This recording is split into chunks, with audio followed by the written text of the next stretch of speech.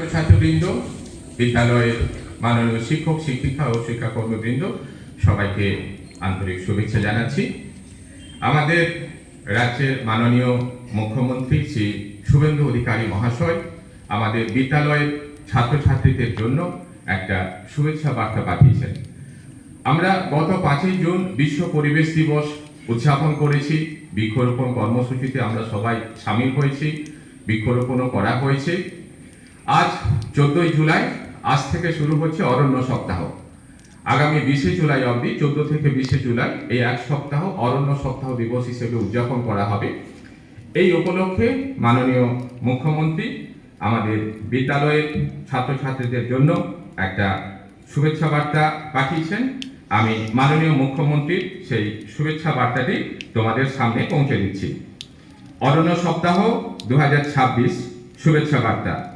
আমার প্রিয় কচিকাঁচা বন্ধুরা, তোমাদের প্রত্যেককে আমার আন্তরিক স্নেহ ও আশীর্বাদ জানাই।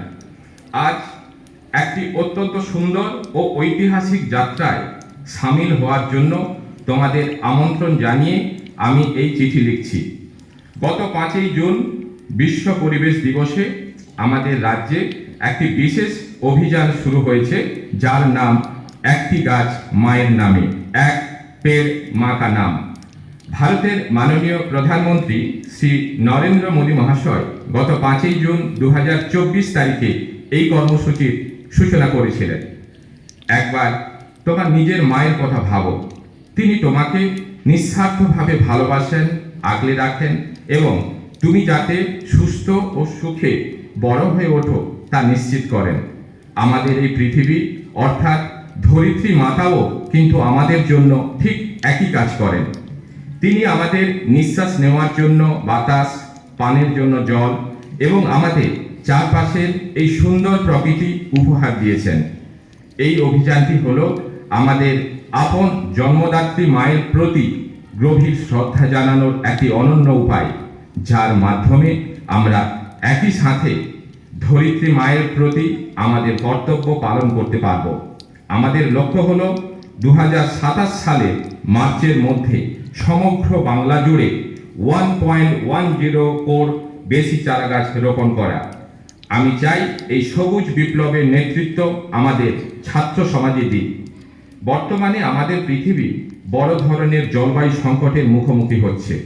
আমরা দেখতে পাচ্ছি তীব্র গরম, অনিয়মিত বৃষ্টিপাত এবং আবহাওয়ার খামখেয়ালিপনা। এই জলবায়ু পরিবর্তনের বিরুদ্ধে লড়াই করার জন্য আমাদের সবচেয়ে সহজ এবং শক্তিশালী হাতিয়ার হলো গাছ। একটি চারা গাছ রোপণ করার অর্থ কেবল মাটিতে শিকড় ছড়িয়ে দেওয়া নয়, বরং তুমি এর মাধ্যমে তোমার নিজের ভবিষ্যৎকেও সুরক্ষিত করছো। তোমরা নিশ্চিত করছো যেন আগামী দিনের বাংলার বাতাস আরো নির্মল হয়, তাপমাত্রা শীতল থাকে এবং সামগ্রিক আবহাওয়া ভালো হয়। আসন্ন অরণ্য সপ্তাহ 14 জুলাই থেকে 20শে জুলাই, এই সময় আমি তোমাদের প্রত্যেকের কাছে অনুরোধ রাখছি, তোমরা প্রত্যেকে যেন অন্তত একটি করে চারা গাছ লাগাও। এই গাছটি তোমরা তোমাদের মায়ের নামে রোপণ করবে। প্রতিজ্ঞা করো যে তোমরা এটিকে নিয়মিত জল দেবে, যত্ন করবে এবং মায়ের মতোই একে বড় করে তুলবে ও রক্ষা করবে। তোমরাই তো পশ্চিমবঙ্গের ভবিষ্যৎ। আমাদের লক্ষ লক্ষ ছাত্রছাত্রী যদি একসাথে হাত মেলায়, তবে আমরা আমাদের এই সুন্দর রাজ্যকে একটি সবুজ স্বর্গে পরিণত করতে পারব। এসো আমরা সবাই মিলে এই একটি গাছ মায়ের নামে অভিযানকে এক বিরাট সফলতার রূপ দেই। আমি তোমাদের উদ্দীপনা ও উৎসাহ দেখার অপেক্ষায় রইলাম। চারা গাছ রোপণ আনন্দের হোক। স্নেহ ও শুভকামনা সহ, শুভেন্দু অধিকারী, মুখ্যমন্ত্রী, পশ্চিমবঙ্গ সরকার।